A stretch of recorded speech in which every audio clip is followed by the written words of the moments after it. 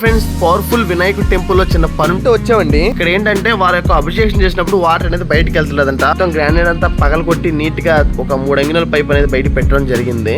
అయితే అయింది ఖర్చు, కానీ ఈ యొక్క అభిషేకం నీళ్ళు అనేది ఇక్కడ ఉండకూడదు, మనం తొక్కకూడదు కదా. అందుకే యాస్టీజ్ గా ఎలా ఉన్నా గ్రానైట్ అలాగే వేసేసి ఆ అవుట్పుట్ వాటర్ అనేది ఒక ఇంకడి గుంటలోకి వెళ్ళేలా పెట్టాము.